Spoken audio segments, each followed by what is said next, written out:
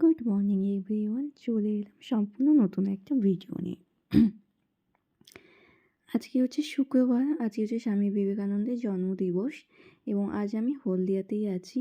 কাল আমি এসেছিলাম হলদিয়াতে সন্ধে নাগাদ, আমার একটা কাজ ছিল আর এখানে আমি ছিলাম কালকে। তো দেখুন হলদিয়া বা পূর্ব মেদিনীপুরের সকালবেলার ভিউটা জাস্ট দেখুন একবার, কী পরিমাণে কুয়াশা আর কতটা ঠান্ডা ছিল। সকালবেলা তো আমি কিছুতেই উঠছিলাম না। তারপরে আজকে আমাদের অনেক কিছু কাজ আছে। আপনারা অবশ্যই ভিডিও শেষ পর্যন্ত থাকুন। আশা করি আপনাদের ভিডিও ভালোই লাগবে। চলুন বেশি বকবক না করে সকালবেলার কাজটা গুছিয়ে নিই। এখন বাজছিল প্রায় 6টা 15 নাগাদ। আর আমি এখানে আজকে 6টা নাগাদ ঘুম থেকে উঠেও গিয়েছিলাম। দেন উঠে দেখলাম ব্রাশ ট্রাশও করে নিয়েছিলাম। দিয়ে দেখলাম মা এখানে সকালবেলা জলখাবারটা রেডি করছে। আজকে আমাদের সকালবেলা জলখাবারে ছিল হচ্ছে মিষ্টি ছিল, আর হচ্ছে কড়াইশুঁটির কচুরি এবং ছিল আজকে ঘুগনি। দেন মা এখানে পিঠে বানাবে বলছিল, পিঠের জন্য মা আমাকে বলছিল যে তুই দুটো নারকেল কুড়ে দে, তো সেটা এখানে করেছিলাম।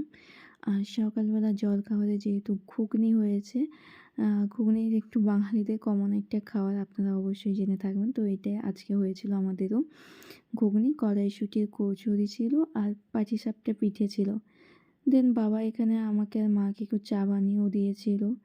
আপনারা হয়তো অনেকেই জানেন না, মা বাড়িতে দুবেলা করে টিউশনও পড়ায়।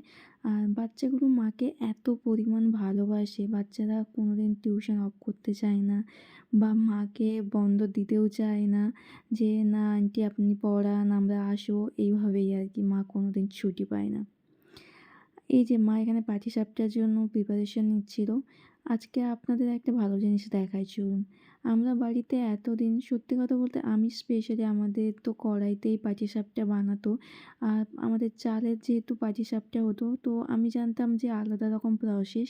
আর এটা মা বানিয়েছে সুজি আর ময়দা দিয়ে। আর খুবই একটা ছোট্ট সাইজের একটা মা বানিয়েছে, দেখুন কি সুন্দর। তো দেখে দেখে আমিও ট্রাই করেছিলাম। আমিও বললাম যে মা আমাকেও একটা দাও, আমিও বানাবো। বা এটা আমি খুব বড় সাইজের করে বানিয়েও ফেলেছিলাম। এটা ছিল গুড়ের পাটিসাপটা, খুব সুন্দর টেস্ট ছিল এটা খাওয়ার। বিয়ের আগেও মা আমাকে বানিয়ে দিয়েছিল, কিন্তু বিয়ের পর দেখলাম আজকে প্রসেসটা। এই যে এখানে মা আর আমি দুটো বানিয়েছি, বড় সাইজটা আমার, ছোটোটা মায়ের। আপনারা অবশ্যই জানাবেন যে আপনারা কীভাবে পাটিসাপটা বাড়িতে বানান এবং ঠিক কী ইউজ করেন, চাল না সুজি ময়দা ইউজ করেন। দিয়ে এখানে আমি আর শিবানিদি দুপুরবেলা লাঞ্চের জন্য সবজি একটু অল্প করে কেটে নিচ্ছিলাম। তো শিবানিদি এখানে আমাকে ভিডিও করতে হেল্প করেছিল। দেন আমরা প্রায় 9টা 25 নাগাদ সকালবেলার টিফিনটা করেছিলাম। আজকে বিশেষ কিছু সকালের টিফিন না, আপনাদেরকে আগেই বলেছিলাম যে এখানে আমাদের কড়াইশুঁটি, মটরশুঁটির কচুরি, ঘুগনি এইসবই ছিল। তো আমরা স্পেশালি এই 4জন মিলে ঘুগনি দিয়ে হচ্ছে মুড়ি খেয়েছিলাম। বাঙালি আর কি করা যায়, সকাল সকাল তো লুচিতে আর মন যায় না, তাই মুড়িটাই আমরা বেস্ট অপশন হিসেবে নিয়েছিলাম। তো তারপর মা আমাকে বললো তুই চান করতে যা। তো আমি সেই জন্য এখানে রেডিও হচ্ছিলাম। তো আজকে কী ঠিক হতে চলেছে আপনারা দেখুন। এই যে মামাও চলে এসেছে, চান টান করে আমি সবেমাত্র বেরিয়েছি আর দেখলাম যে মামারাও চলে এসেছে। চলুন আজকে কিছু নতুন সদস্যদের সাথে মিট আপ করানো যাক। এই যে আমার বাবার বাড়ি থেকে এসছে, এখন চলছে পৌষ মাস। আপনারা হয়তো অনেকেই জানবেন যে এই পৌষ মাসে বাবার বাড়ি থেকে শ্বশুর বাড়িতে মেয়েকে হচ্ছে ফল মূল, মূলও দিতে হয়, আলু কপি এবং সবজি, খই, আর হচ্ছে আপনার মিষ্টি ফল, এগুলো সব দিতে হয়। তার জন্যই এসেছিল আমার দিদা, মা, বড় মা, ভাই, বাবা এবং এটি হচ্ছে আমাদের একজন কাকু, গ্রামেতেই থাকে। তো সবাই মিলে এসেছিল। আমি তো বাবার সবজির ভাতটা দেখে পুরো অবাক হয়েছিলাম। বাবা, আমার মনে হচ্ছিল পুরো বাজারটাই তুলে নিয়ে চলে এসেছিল। তো আপনাদেরকে এক এক করে সব কিছুই দেখাবো। তারপর এখানে সবাই মিলে একটু টিফিনও করে নিয়েছিল, যেহেতু অনেকটা জার্নি করেই ওনারা এসেছিল। আপনারা সবাই লাস্ট পর্যন্ত আমার ভিডিওতে থাকুন, আমি অবশ্যই এক এক করে সব কিছু আপনাদেরকে শেষে দেখিয়ে দিচ্ছি যে ঠিক কী কী এসেছিলো আমার বাবার বাড়ি থেকে। আর এই সময়টা মেয়েদের কাছে একটা বড় মোমেন্ট থাকে যে আনন্দ, শুধু জিনিসপত্র আসলেই একটা আনন্দ হয় না। বাবার বাড়ি থেকে বাবা, মা সবাই যে এসছে। আমিও কলকাতা থেকে এলাম। তো সত্যি কথা বলতে আমার ভীষণই ভালো লেগেছে। আসল কথা হচ্ছে কলকাতা আমার খুব একটা ভালো লাগে না। আর হলদিয়ার পরিবেশটা আমার এতটাই ভালো লাগে তো আমি সময় পেলেই চলে আসি। আর মাও এখানে রেডি হয়ে পড়েছিল। দেন আমরা পাশের বাড়িতে একটু গিয়েছিলাম। পাশের বাড়িতে বাচ্চারা সবাই মিলে একটু পিকনিক করেছিল। যেহেতু আজকে স্বামী বিবেকানন্দের জন্মদিন, তো সেই উপলক্ষে আমাদের পাড়ার বাচ্চারা সবাই মিলে একটু আজকে হালকা করে পিকনিক করেছিল। তো তার জন্যই হচ্ছে পাশের বাড়িতে ব্যবস্থা ছিল। আমাদের আজকে ডাক ছিল, নেমন্তন্ন ছিল, কিন্তু আজকে আমাদের বাড়িতে মামা আর আমার বাবার বাড়ির সবাই এসেছিল। তার জন্য আমরা আর পার্টিসিপেট করতে পারছিলাম না। তো আমাদেরকে ডেকেছিল একটু হালকা টিফিন করার জন্য। আর এই যে দেখুন জেম্মাদের বাড়িটা কত সুন্দরভাবে সাজানো। জেম্মাদের বাড়িতে এটা হচ্ছে সামনের সিচুয়েশনটা। সামনে দেখুন কত সুন্দর ফুলের বাগান একটা। আর এটা হচ্ছে হলদিয়ার একটা সত্যি কথা বলতে টাউন এলাকা। আর দেখুন এনারা বাড়িতেই কি সুন্দর গাছ টাছ লাগিয়ে একটা গ্রাম্য দৃশ্য তুলে ধরেছে এখানে। বাচ্চারা এখানে পিকনিক করেছিল আর বাচ্চারা সবাই খুব এক্সাইটেড ছিল ওদের পিকনিকটাও নিয়ে। আমরাও এসে ওদের সাথে একটু গল্প আড্ডা দিচ্ছিলাম। কয়েক মিনিট আমরা এখানে ছিলাম। তো আমরাও হালকা করে এনজয় করতেও পেরেছিলাম। যেহেতু আমার বিয়ের পর ফার্স্টে আমি কোনো বাচ্চাদের হচ্ছে পার্টিসিপেট করলাম ওদের পিকনিকে। তো আমার ভীষণ ভালোই লাগছিল। তো এখানে দেখুন একটা ছোট্ট বাচ্চা মেয়ে কি সুন্দর, এটা আমাদেরই পাড়াতে ওরা নতুন এখানে থাকছে, ওদের বাড়ি হচ্ছে আমাদের পাশেই।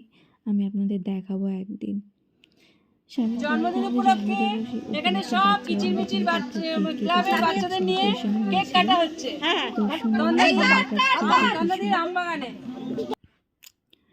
দেন আমরা মা আর আমি মিলে একটু আমার বড় জেম্মার বাড়িতে গিয়েছিলাম।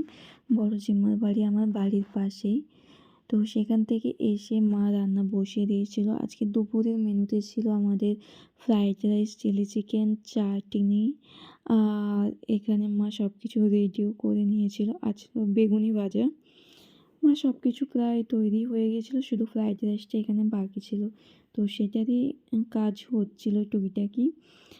এখানে আমরা রান্নাবান্না সেরে সবাই মিলে আমার হাজব্যান্ডের গান আমরা সবাই মিলে শুনছিলাম এবং আড্ডাও দিচ্ছিলাম।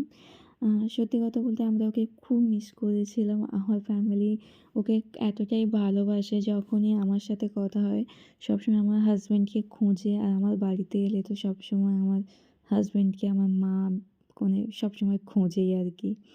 আমার হাজব্যান্ডকে সত্যি কথা বলতে এতটাই ভালোবাসে সবাই, সেটা না বলার বাইরে। তো এখানে আমরা 2টো নাগাদ সবাই লাঞ্চ করতেও বসে গিয়েছিলাম। লাঞ্চে আপনাদেরকে আগেই বলেছিলাম স্যালাড, বেগুনি ভাজা, ফ্রাইড রাইস, চিলি চিকেন আর একটু হালকা করে চাটনির ব্যবস্থা ছিল। ও হ্যাঁ, আর একটা আইটেম ছিল, চিংড়া মাছ ছিল এখানে, সেটা আমি আপনাদের বলতে ভুলে গেছি। দেন খাওয়া-দাওয়া করে আমরা এখানে আবার গল্প আড্ডা দিতে বসে গিয়েছিলাম।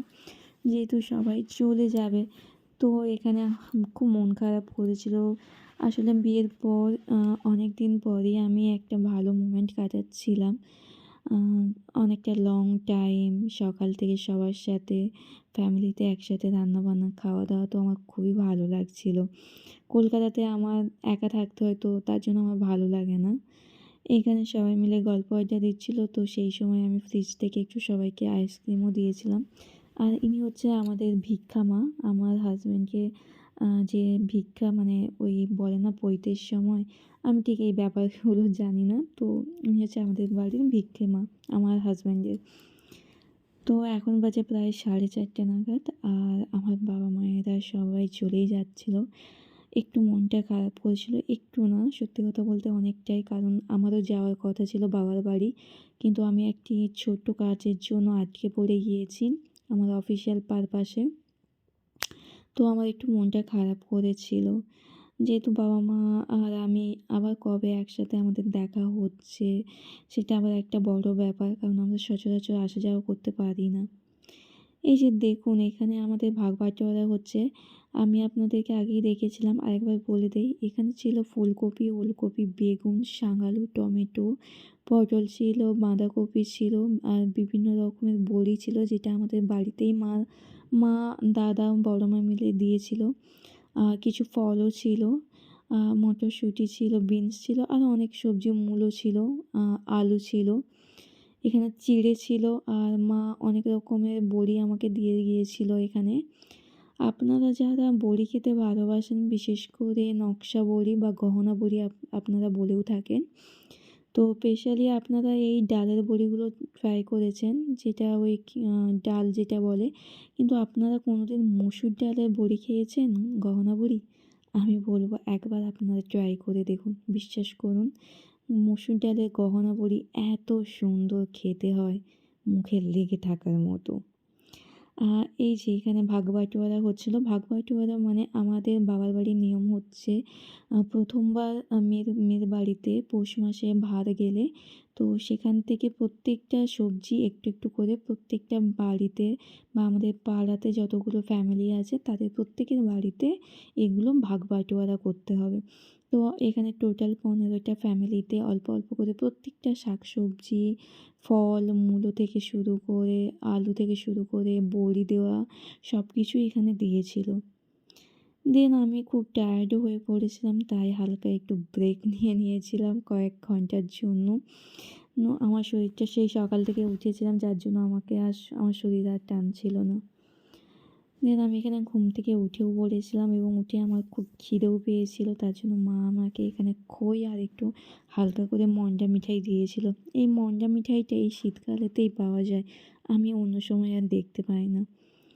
আমাদের পাশের পাড়ার একজন জেম্মা আর জেঠু এসেছিল, ওনারা আমার রিসেপশনের সময় অ্যাটেন্ড করতে পারছিল না, তার জন্য ওই আমাকে বিয়ের গিফটও দিয়েছিল। এখানে লাউ পোড়া থেকে একটা ডিনার সেট আমাকে দিয়েছিল। দেন আমি এখানে হালকা করে একটু ফলও খেয়ে নিয়েছিলাম, যেটা মা আমাকে এক বাটি দিয়েছিল, বাট আমি এখান থেকে এক পিস নিয়েছিলাম।